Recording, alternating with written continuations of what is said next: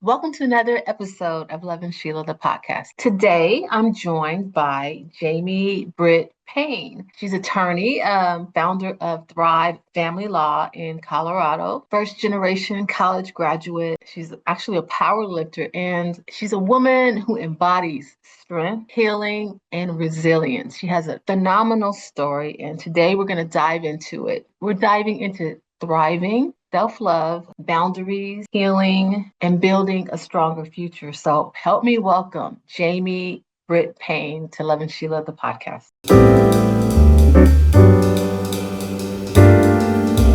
Thank you for joining me on Lovin Sheila. Thank I'm so you. happy Thank to you for have having you me. today. Good. Yeah, it's been hot here in Colorado. I don't know where you're at, but it's been hot here. So enjoying the air conditioning inside right now. Oh yes, yeah, I'm in California, so not too far away. Yeah. Um, you know what, Jamie? I like to start with kind of an origin story, kind of like set the framework for where we've been. You've spoken about having a difficult childhood. Can you kind of share with me how that brought you here and to what you're doing right now? Yeah. So I feel like as cliche as it is, I always tell people everything always happens for a reason. And um, really, where I'm at in my life right now is talking about all of this beauty that has come out from so much pain. And Yeah. ironically, that's now my last name. And so, as a kiddo, though, had two parents who were married, an older and a younger sister. And on the outside, everything was great. And then when my dad, when I was 7, my dad had strokes and became permanently disabled. And he was the breadwinner for our family. And my mom, as I later learned, struggled with mental health issues. My parents met where most star-crossed lovers do in AA. So both of them had their own histories with like substance abuse. But both of them were obviously clean for a really long time. My dad's still clean and sober. But my mom really struggled with that and her mental health. And so when I was about 8, we lived in North Carolina and she picked us up on a random Wednesday and moved us to Colorado. Okay.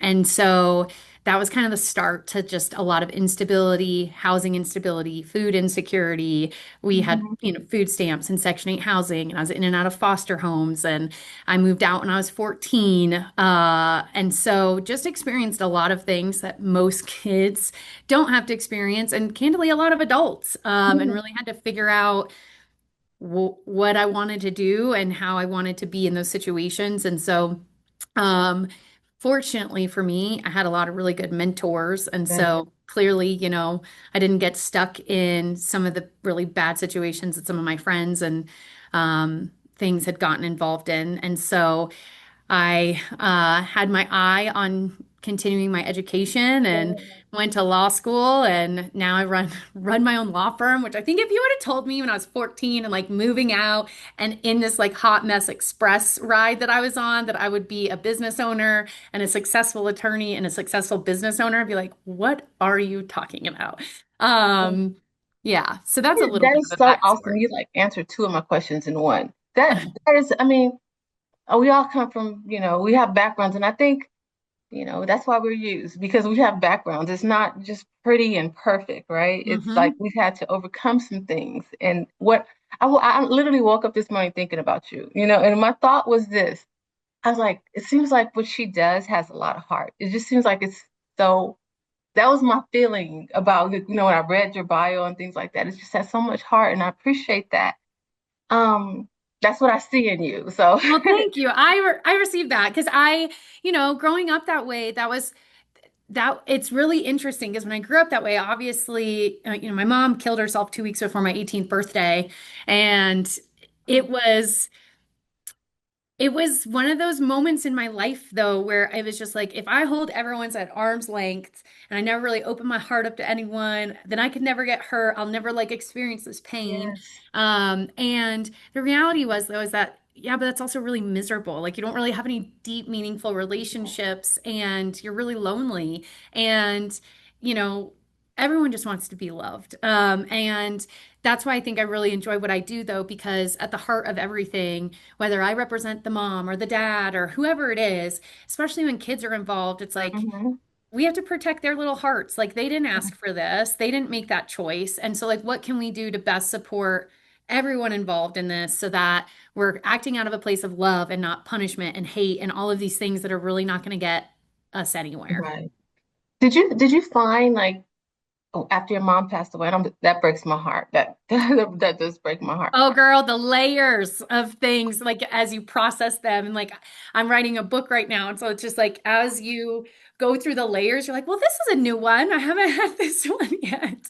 So I'm doing the same thing. I'm writing a book right now, and the interesting thing about writing the book, it kind of takes you back, right? Like you have to like things that you forgot or didn't like, whatever. Now you have to go back, and it's emotional. It's exhausting. It's It's a a lot. journey. You just wonder how you made it through, right? Such Hmm. times. But did you find that like after your mom passed away, you said something about like kind of closing off? Was that your MO for a while, just kind of shutting everybody out? Oh, ever like I mean, and see, I did it in a way where I'm a really good masker. Like I did it in a way where from again, the outside looking in, it was like, oh, you have friendships, you have these things, but it was like very surface level or like arm's length. Like I'm not letting Mhm. you get too close. I'll share enough where like there's some bit of connection, but like not enough where I'm going to be upset if you disappoint me or hurt me or Right, leave or right. whatever it is. Um, and it's really interesting because I remember though the first sort of like self-help conference I went to, which Mhm. ironically one of my best friends, who's still one of my best friends. She used to be my eighth grade teacher. A Oh whole other wow. story. But Erica, she sent me to my first like self-help seminar. And I remember this woman looked at me and their whole thing is like they don't really show you any emotions. But I remember she looked at me because they meet with you for like a day and she was just like, you're hard like a rock. Nothing goes in and nothing comes out. And I just remember sobbing because I was like, I'm like one of the most kindest, Yeah. loving people. And I don't want that to be the perception of me. And because it's just not who I actually am. So then, of course, you get to ask that really beautiful question of like, okay, so who do you actually want to be when we Mhm. remove the masking and the patterns and the things that feel safe? Who is that person?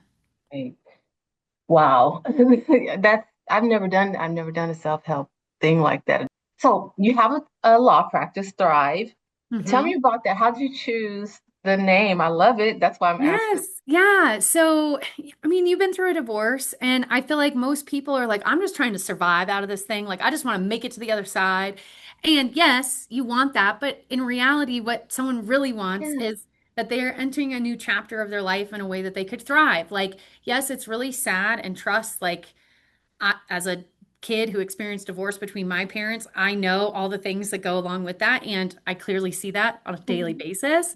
And so my purpose behind the firm and my business partner, the way we approach things are what is the non-conventional way? Like what is a way that we can help support this family that isn't just we're going to trial, we're litigating. How can we look at settlement? How can we look at what's best for your kids? Because Mhm. that's going to help you thrive on the other side of this instead of just like, bracing for impact and Right. going through a process that, I think, especially in our culture, we've started to sensationalize divorce. Like we're having divorce parties and Yeah, yeah, like and it's like, yeah, like it's exciting that you perhaps are leaving a toxic, yeah, awful situation. And though, especially like when you have kids, what are the things though? Because it's not you got to always look at the big picture. It's not just, well, that one person did all these things wrong and that's why we're getting divorced. Like there are things that both parties can yeah, always learn, yeah, And so how can we at Thrive help you thrive on the other side so that you don't need to call me every other month because you can't co-parent or that you're wrapped up in more litigation because that is a traumatic experience. As yeah, much as we've sensationalized it and we're watching trials on TV, like sitting on a witness stand and having to talk about your kids, your finances, your all the things, yeah, no one wants to do that. That's very traumatic. Um, and so that was the mission of our firm is like we want you to thrive and not just survive through the divorce process. Yeah, that again shows a lot of heart because I would say like divorce for me, though I at the time wanted it, it was necessary, but the and we handled it ourselves, but the pain that it leaves behind for years. And even like 2 weeks ago, I was thinking, I was like, I've been doing a lot of work and I've had like people on my show, doctors and Save the Marriage and marriage people. And I'm like, if I knew all this stuff, back then, and then I was like, but Sheila, no, it wasn't it was toxic. So you could have known this. So my point is there's so much pain and so much forgiveness that has to take place. Like then the healing. Okay, so let's talk about healing. Uh, healing, I would say it's not linear. Tell No. me what shape would you say it I is? think the best metaphor I ever heard about healing was almost like you're on this mountain and you're going around the mountain and you're starting to make your way up and it's the same things but now it's different vantage points. And so Yeah. like the healing of it is different because also the version of who you are in processing that is completely different. So, Hmm. when I was at my lowest of lows, 2 weeks before my 18th birthday, and I'm trying to figure out if I'm going to college, and my mom just killed herself, and I'm trying to figure out what I'm going to do with my life. And I was homeless at the time, still Hmm. bouncing around, like trying to figure out my life. I was not in any way, shape, or form thinking about things that I just didn't have the capacity to Yeah. think about, like starting a business at that juncture. It was like, I just need to land somewhere with some semblance of stability, right? Right. And so that's what I think too is like everyone's healing journey is so different. And there's no right answer. Like, Right. there's different ways to approach a problem, there's different ways to process too. And I think one of the things I actually talk about in my book is like, it's okay to return to something that you thought you've processed and then been like, oh, I mean, like we were just talking about, oh, Hmm. that's a new layer. Was not Yeah. expecting that. That's a Yeah. new vantage point on this mountain that I'm on. And then the fun part about healing, right, is like sometimes you get to the top of this mountain and you're like, yes, done it. And then you look up and you're like, oh, Oh, there's yeah. another mountain. Like, and then it just keeps like going. You're like, Yeah. okay. Absolutely. I've discovered that that's all like you never. It's always there's always more work to do because no matter what, like maybe I wasn't prepared to deal with this at that time. But now this is, there's always something more to do. So you never really get there, which is good because you always have something, I guess you always have something to do, but there's always more to be done. And I just embrace that. I don't think we should ever get to the place where we're like, yeah, I just arrived and everything is great. And so I've embraced that there's always more work to do. Just when I think, oh, I'm in a nice place, I'm like, oh, wow, I really am impatient. Like that's what I'm working on right now. Like, okay, I wasn't prepared. Yeah. you know, Impatience, yeah. Like impatience is definitely one of my and to your point too, like something else that I had to get comfortable with mhm, was not always chasing the next thing. It was like, mhm, okay, like give myself some space here to just yeah. like chill for a little bit and honor like all of the things that I have accomplished and like sit with that for like when you were talking about like writing your book and you're like, God, I made it through that. Like, how did I do that? And those are like really fat, like profound moments where you Yeah. get to like cherish, yeah, in that moment, I didn't think I was making it on the other side of that. I didn't know what was in store for me. And I think for me, that's like where I come back to having faith in just the bigger picture and knowing I don't always have to know in here what's happening. Sometimes I just have to trust that when I take that Absolutely. jump into the deep end of the pool, I'm gonna figure out how to swim and come up for air exactly when I need to. It's I share that philosophy because this year I stopped working. I retired. Well, I'm doing other things as you can see, right? But I Mhm. retired from what like my 9 to 5, so to speak. And I had always planned to retire like a year ago, but I got divorced, and so I was like, oh, well, that changes things, right? So then that opportunity presented itself, and I was like, okay, I think I'm gonna do it because everything's always worked out. Like no matter what. I'm just gonna do it and we'll see what happens. I mean, I have a plan, but I'm not two incomes anymore. So, Mhm. and I live in LA. It's expensive. Oh, So, but everything's been working out. And so I'm just like, mhm. yeah, I'm just gonna trust and I'm gonna move. All right, so let's talk about self-love. And I was thinking about that a little bit. Like it's kind of like which came first, the chicken or the egg, okay? Yeah. Because Self-care and self-love. I used to think like self-care was going to get a massage and getting a facial. And I'm so over that right now because I was getting massages and facials and I was a mess. So now Mhm. it's more about taking care of myself and mental health. And like, how do you differentiate or do you differentiate between self-care and self-love? Yeah, so self-care are those things, right? Like taking some time to take a bubble bath or just like meditate or do the things that you need to do. And to me, it feels like a doing thing, right? Whereas Mm-hmm. self-love is like a place of being in yourself. And so even when things go sideways, it's like, okay, I messed that up, but that doesn't mean that I love myself any less or that I'm a bad person or that I'm not deserving of the next opportunity that comes my way because I messed this one up so bad. Or Right. you messed up how you wanted to approach a hard conversation with a friend and now you're not Yeah. friends anymore. And like that's really heavy. Or you go through a divorce and you're like, oh, I could have handled that in a different way or whatever it is.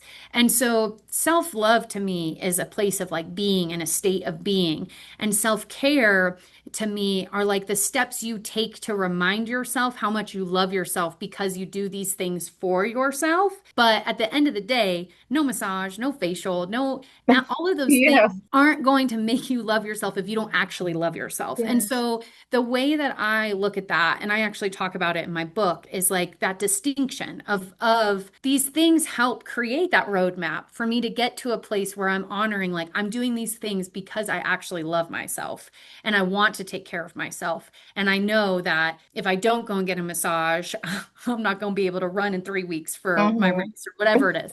And so I just look at it as my roadmap to come back to myself instead of from my experience, and I think most people would agree, in the world we live in, oftentimes we're told to look outside of ourselves for the next thing that we need, Yes. Yes. especially as women, like the next skincare thing, the Botox, the weight loss Yes. drug, the new lipstick, whatever it is.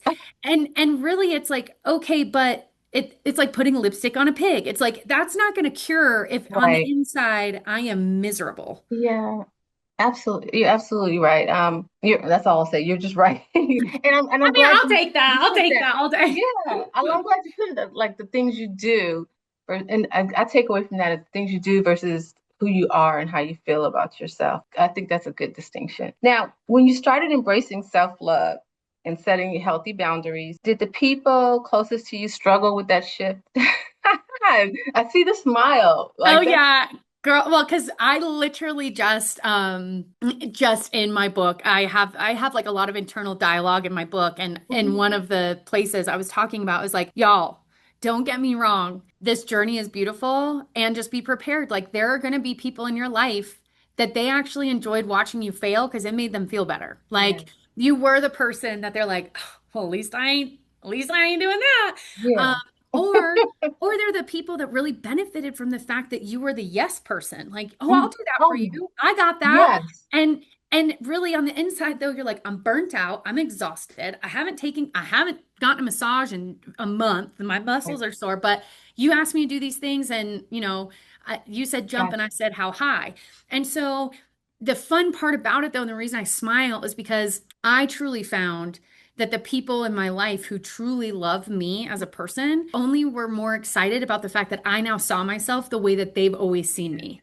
Yeah. And that was a really beautiful thing to get to talk about and witness and really have a conversation of, oh, okay, so in the same way that I see you as my best friend, I can now see myself. And when she messes up, I'm not going, "Oh my God, you're so dumb. I can't believe you did that." Like we would Right. never talk to our best friend like that who Right. Right. just went through this thing, right? And so like having that awareness though of being like, okay, so if I wouldn't say that to her, why on earth would I say that to myself? And then vice versa. I had a friendship that like I started doing a lot of the deeper interpersonal, inner transformational work Hmm. and it became just really clear to me. I was like, "Oh, you are a very old version of who I was as a Right. person, and that's who you want to be around." And you don't like this new version of me, and I'm not going back to that. Right. So this we're not aligned to be friends anymore. And it's sad because like this was a person I was friends with for over a decade. Yeah. And you also, though, it opened up so many more beautiful opportunities to have real meaningful relationships because I wasn't stuck in a toxic one. Absolutely. It's so funny you said that because I wrote notes on my notes and I said something about built on self-love and it opens doors. But you said we're echoing that. It does open doors. And I follow Dr. Cloud. I subscribe with him and I remember when I first got started in my healing journey, he said it depends on who's angry, what I'm saying, or who's upset, making the right people upset. Because the people who thrived on our dysfunction or our not lack of self-love are the people who are going to be angry. And it becomes very revealing, like knowing when people will fall off and who we're really compatible with or who should Mhm. be in our lives. That's part of, I think, our self-love. Because the other part is us people pleasing and just giving them what they want, right? That's not, no, that's, I just did a whole podcast on people pleasing. So, but that's something we do when we just want to keep everybody happy and we sacrifice our own happiness in the Hmm. process, which is Yeah, I talk about that too in my book because it's just, especially as women, it's like, oh, like you're in the good girl little box and don't rock the boat and don't say the thing, don't make them Mhm. upset. And it's like, okay, but really then I'm just mad at me because Yeah. I'm not getting my needs met. Absolutely, absolutely. And that was secondary for me, like my wants and needs. I was just like accommodating my husband, making sure my son was okay, which, yeah, I want to make sure my son's good and I want to care for my husband. But I remember my therapist said there's a difference, being selfless, which she was saying I was selfless and being selfish. So then I got to the point where I'm like, put yourself first, because it's kind of like on the airplane when they tell you like the oxygen mask, Yes. so I had to like do that because if I'm not good, then I can't take good care of my son. I'm not, I guess, in line with that. Why do you think self-love is often labeled as selfish? And what do you believe it really is? Yeah. So I personally think, especially as women, our system of capitalism would collapse we if we had women appreciate the fact that taking care of themselves actually should be their full-time job instead of this like martyr syndrome that we go through where it's like I have to put my kids ahead of everyone else. Right. And sometimes at the expense of yourself. And I'm not saying to your point, don't take care of your kids. I Yeah. mean, trust me, we don't get sick days. There are times where you're sick, your kids are sick, and you're like, yeah, I can't just be like, peace out to my 2-year-old. Right. I'm gonna go take a bubble bath. But what I mean by that is in the other occasions that are far more often than that, right? It's Mhm. you're exhausted and your kid has a kid's birthday party, and instead of telling your spouse, like, I don't have capacity to do this. Like, can you please take the kids on your own so I could have an hour and a half to myself to like reset? We're not. We're doing the thing of, oh, but I got to do this or I should be Yeah. doing that. Yeah. And self-love, the reason why it is not a Hollywood hit is because again, we teach people like look outside of yourself because those things are oh, you're always chasing if you're looking outside of yourself. If you're Yeah. truly like I'm in the embodiment of self-love, whether I have makeup on or a new outfit or whatever, I still love myself. None of that matters. When I strip away all these outside things, even outside influences, even really important relationships in your life, those things cannot replace how you feel about yourself ever. Right. And so that's why, again, in a world that we thrive off of capitalism and selling people things, Hmm. I don't think that I need something. I'm not going to buy the things that I don't need. And Right. that's like and again, like there's tons of different systems and economies and all these things and I'm not really getting into all that, but I feel as though from a societal perspective, the conditioning of things that we've been told and taught that we Right. pick up on a subconscious level that we don't even realize because that's just how we all operate in the world with this unspoken contract, this Hmm. unspoken social contract. And then that's when it starts to become this healing journey because you're like, that doesn't really fit right with me. Why do I need Botox to feel good about what my face looks like? And honestly, like Right. I enjoy that Yeah. I have all of my wrinkles from my what in the world are you talking about faces during trial? So I I just think that self-love is one of those things that it sounds cheesy. No one wants to talk about it, and it's because it's probably one of the hardest things to do. Hmm. I think it's really easy to look past another person's flaws and say, "Oh, I can forgive you for that." Like it's every Hollywood rom-com we've ever Yeah. seen, right? Like that whiffs off your feet and then something happens like, oh, but I'll forgive you. And then they're together at the end. And it's like, okay, but I could do that for myself. Like I've made these mistakes, or maybe I haven't lived my life the way that I thought I was, or Hmm. whatever. But if I can come back to I get to take care of me, and that's not a Yes, selfish thing because then I put my oxygen mask on first. If I can't breathe, I'm of no help to you. exactly, exactly. Tell me about the home acronym that you use. What Oh is yeah. it? Yeah, so it's honoring one's magic and evolution. Okay. And so kind of similar to the mountain, right? Hmm. I think when we are honoring where we've come from and not getting stuck in those places, it can really open up the doors for where we want to go. Hmm. And one of my favorite quotes, I love a cheesy quote. So, one of Okay. my favorite quotes, though, is home is where the heart is. And I never understood that quote. Like, just it's kind of like live, laugh, love. Like, everyone's just like, do, Mhm. do, do, do, do, and it doesn't really like land. And then I was at a retreat with one of my best friends, and we were just talking about really how amazing each of us are, and to each other and in our own ways. Mhm. And I was like, somehow we got on the subject, and I was like, oh my gosh, like home is where the heart is. Like when I am in my heart space and I am feeling like I am totally embodying like who I want to be and I'm showing up in that way, I'm home. It doesn't matter if I'm physically in my home. I'm home in my body, in my mind, in my spirit with my creator. I'm home. And it feels safe. And so honoring one's magic and evolution was sort of a little spin off of that quote, and also just a reminder that every single day with every single choice, you get to choose how you show up. Like we can stay Mhm. stuck Yeah. there, we can let our old survival patterns run the show, or we can say, how do I want to do this differently from a place of self-love, for love for Yes. myself?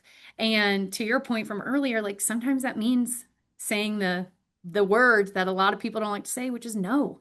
I'm Yeah. not. I'm trying to lean into it. Can you explain to me toxic? I read something where you were talking about toxic positivity. What does that really mean? Yeah.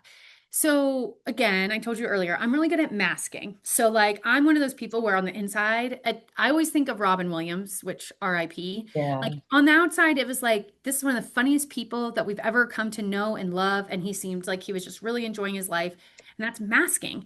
Yeah. And it was this toxic positivity of like everything's just fine, everything's fine. And really though, Yeah. it was like things aren't fine, and you're not processing these emotions, you're not healing from these things.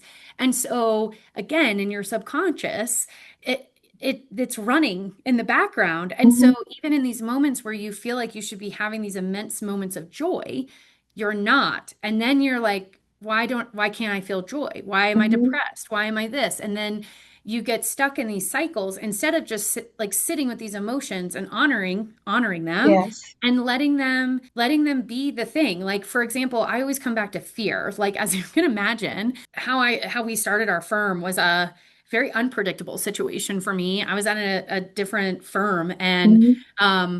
was abruptly let go 2 weeks before my hysterectomy.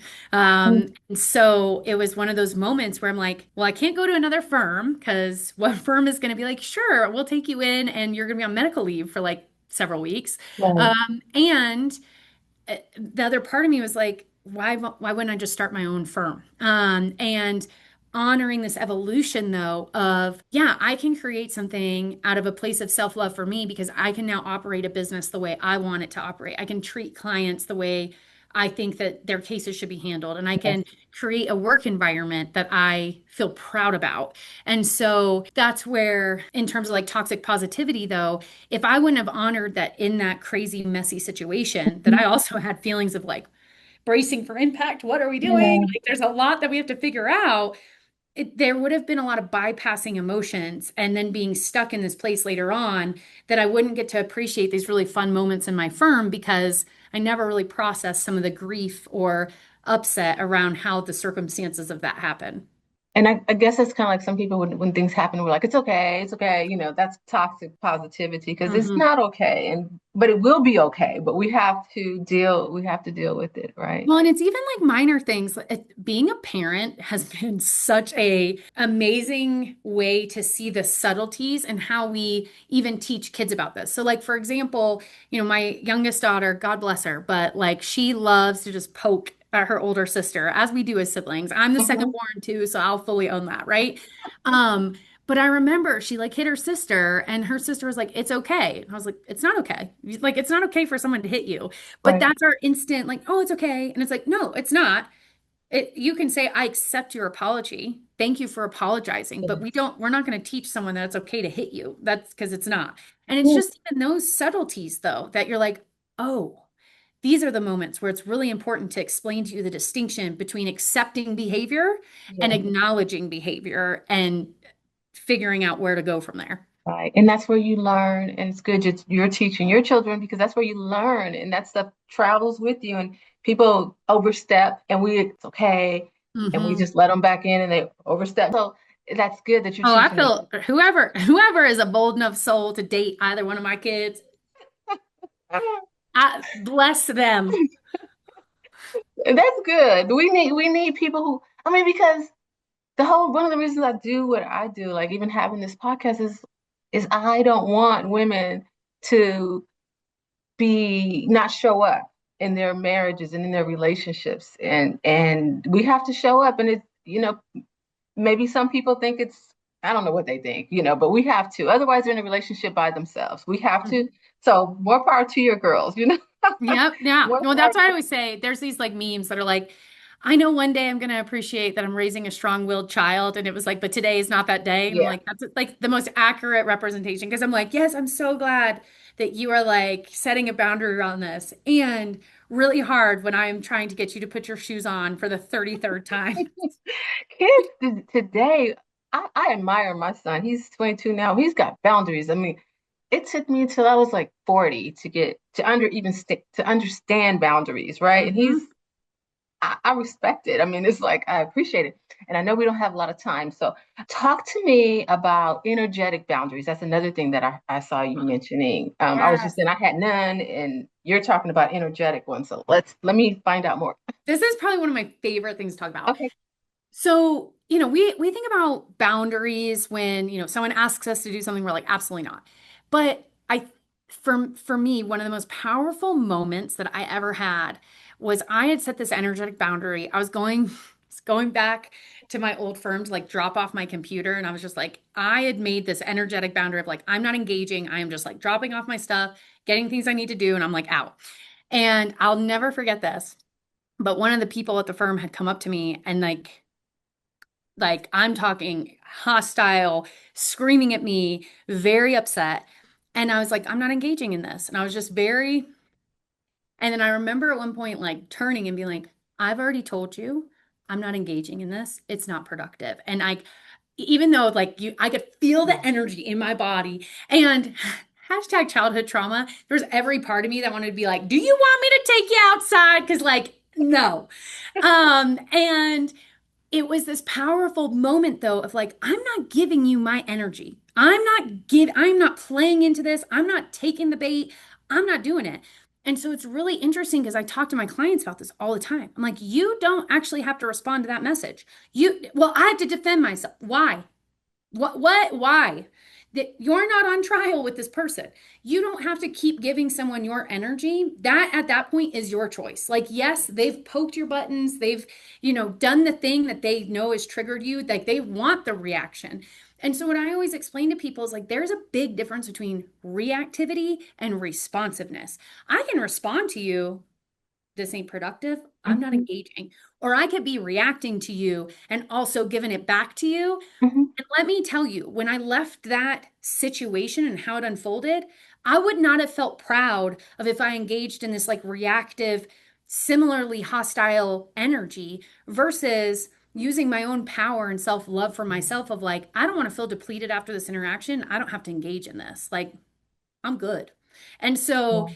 that's what I think is so powerful is that, especially in today's world, like we sort of like, well, I have to do this, or I have to look a certain way, or this has to, but what if they think this, stop. Like No.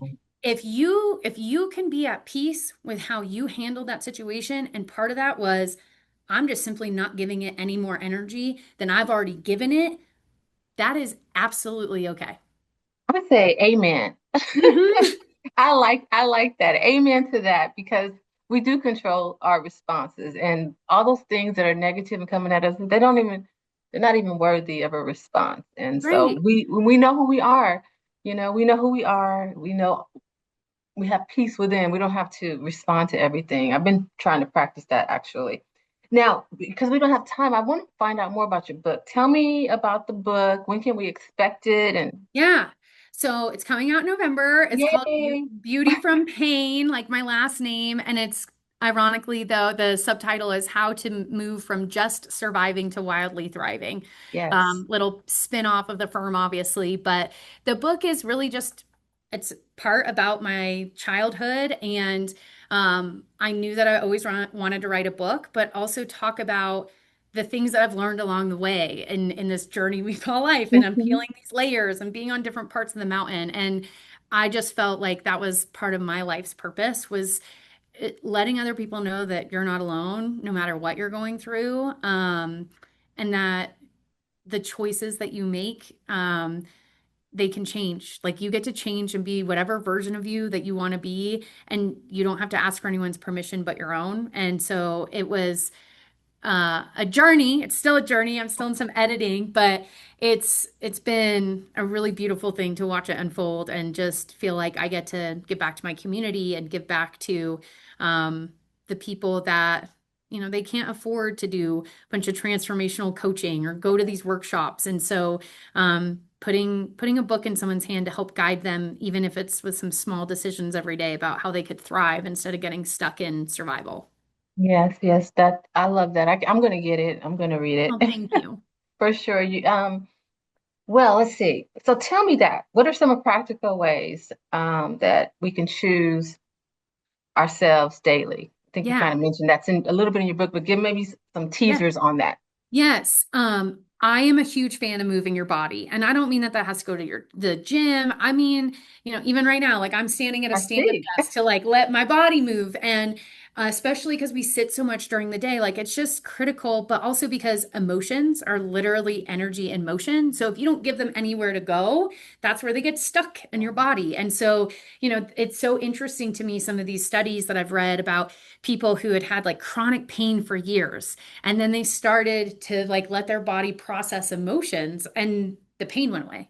And so um that's one of the biggest things. I actually have, if you buy the book, you get a free meditation that I actually recorded. And it's perfectly imperfect, is how I'll put that. I remember being like, oh, like tech-wise, I probably should have done this a little differently. And I was like, no, like this is exactly Yeah, how I want it to be because it's just like when you have kids. You didn't wake up one day and you're like, today is the perfect day for us to get pregnant and watch this all unfold. There's right. never a perfect time.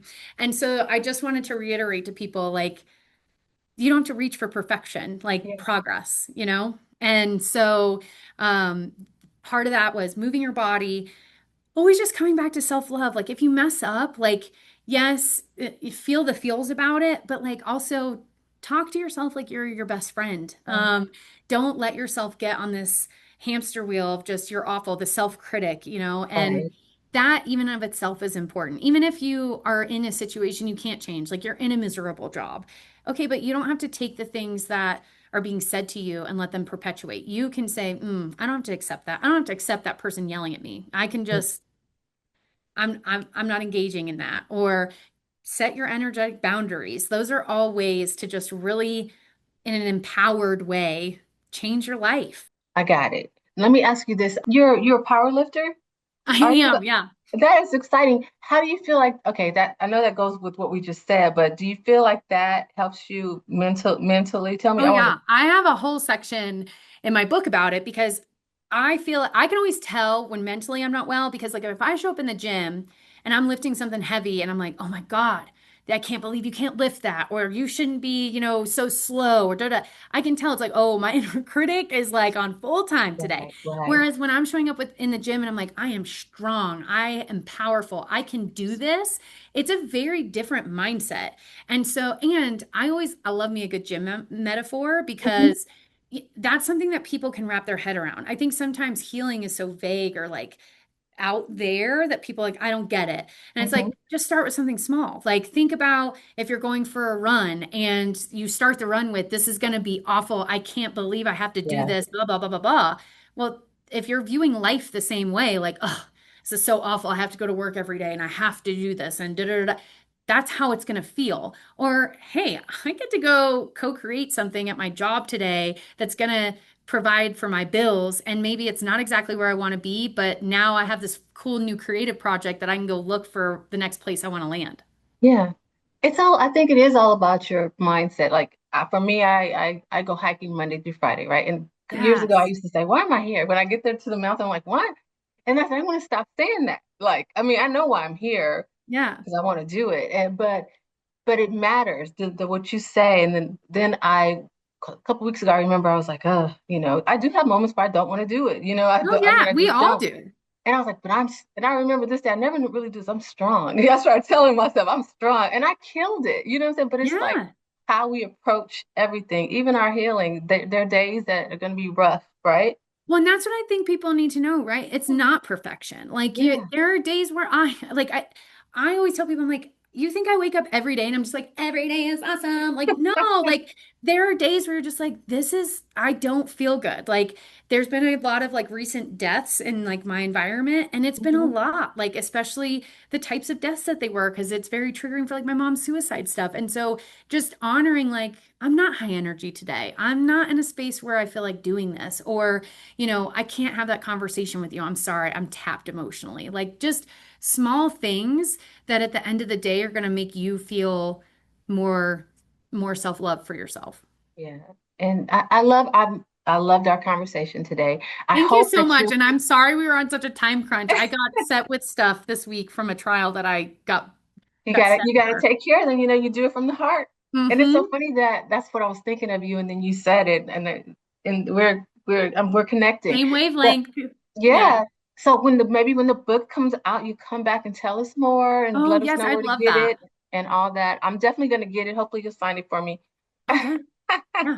I'm excited for it. So thank you for being with me today, and I'll reach out to you soon, okay? Awesome. Thank you, Sheila. What a conversation we just had with Jamie. I hope that you got good information. I certainly did. Learning about energetic boundaries and self-love and discovery and really tuning into how to take care of ourselves and how we can recover and how our self-talk matters. What we say to ourselves matters. Being gentle with ourselves matters. Jamie's got a book coming out in November, and I'm definitely going to tell our community when it drops so we can get it. I know it's going to be a bunch of informative and valuable information. I want to thank Jamie for being with us today. Thank you for watching, and I will see you on the next Lovin Sheila the podcast. Do not forget to like, subscribe, comment, and share. Bye for now.